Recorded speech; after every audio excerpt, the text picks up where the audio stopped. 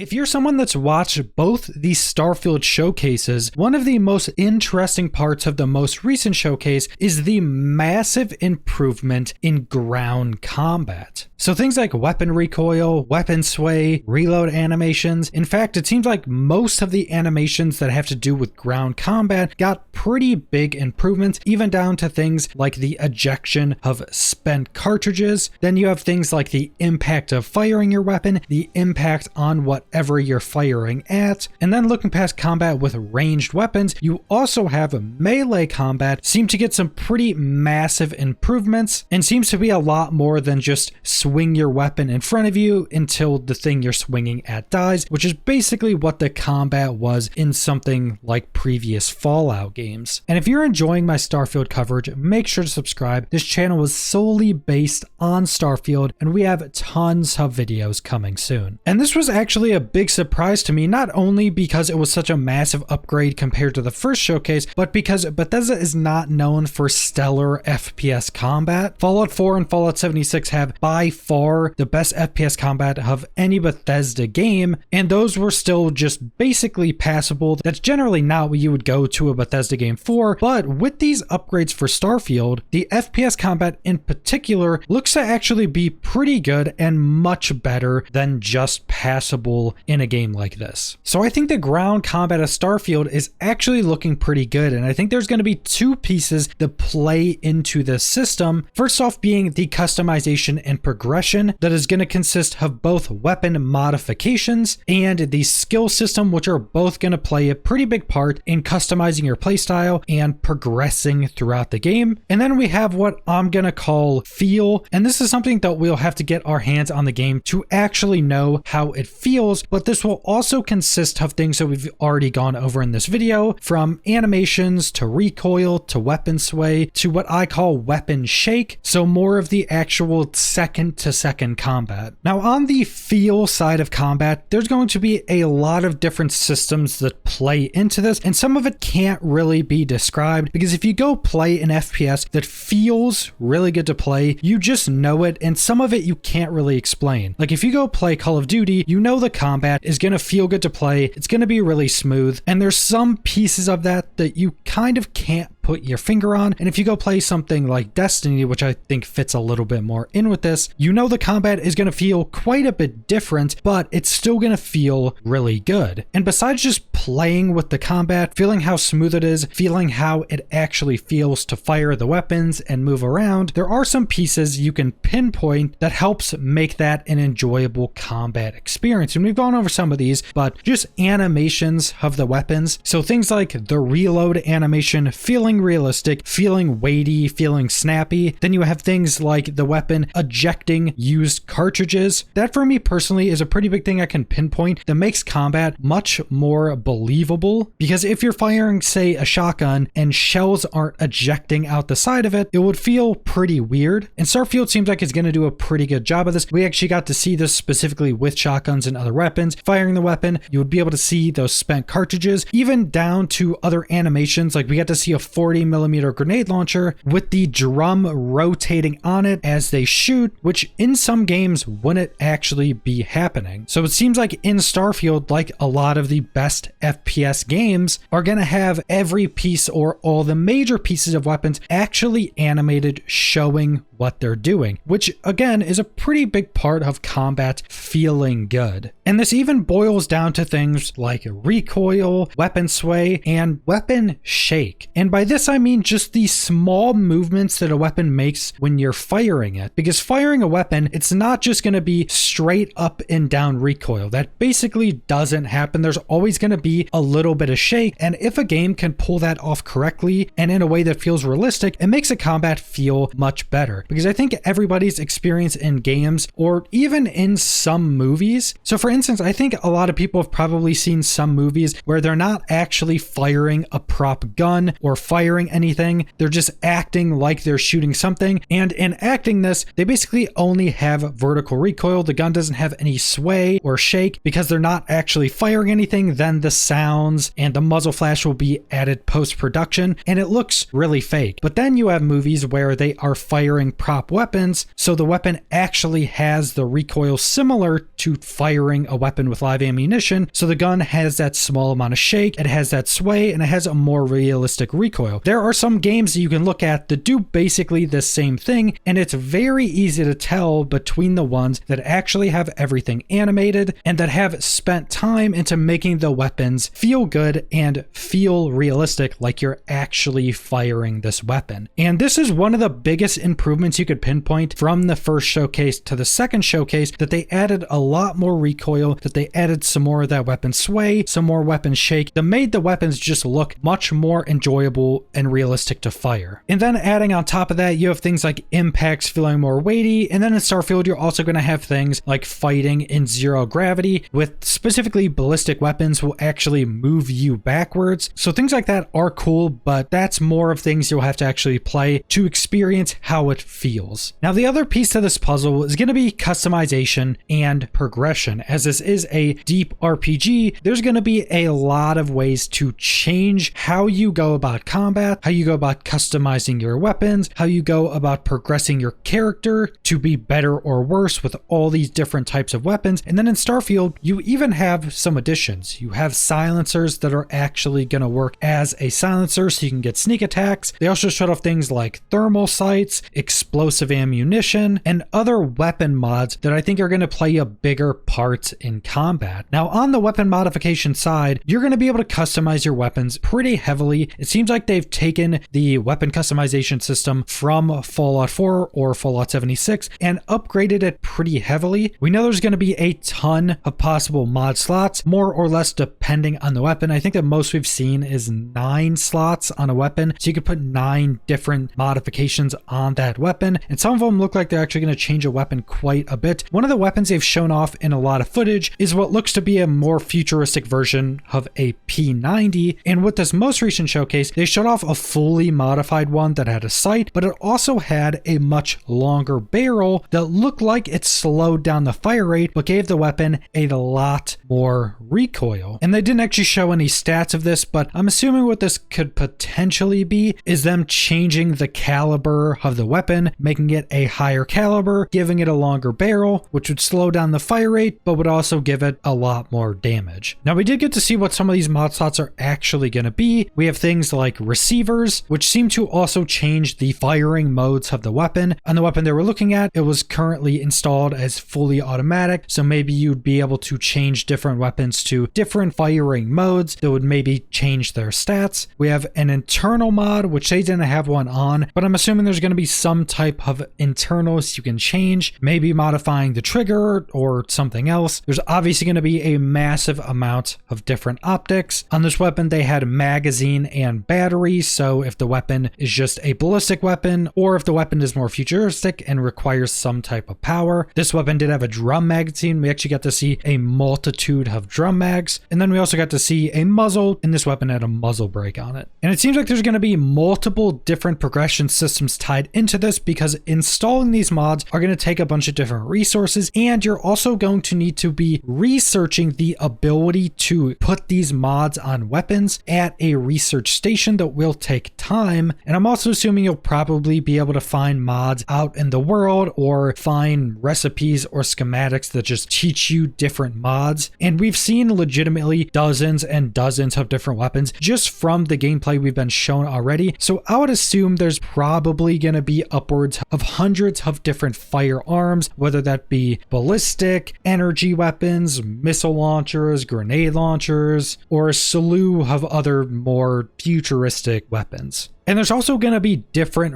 rarity of weapons, like there's going to be different rarity of armor or spacesuits, and depending on the rarity, you're going to get additional perks on those weapons. And these are probably going to be somewhat similar to Fallout 4 or Fallout 76. They had these systems as well, so you could probably expect a somewhat upgraded version of that. We also have seen that there are going to be legendary items in the game, because we saw an armor piece, and I think that had 3 different perks on it. So once you get into high higher tier of weapons, you're going to have potentially up to 9 modifications, then additional perk rolls on it. So the difference just in weaponry is going to be pretty massive. And on the other side of customization and progression, there's going to be your skills, and there's going to be a lot of them that tie into ground combat. There's going to be a ton of them that just tie into ranged weapons or guns specifically. But then, like I mentioned earlier in the video, it seems like they've upgraded melee combat quite a bit, and it's going to be more than just you swing randomly in front of you till a thing dies, and that's basically it for melee. There's also going to be some skills for melee combat. So it does seem like melee is going to be a much more viable and enjoyable combat option.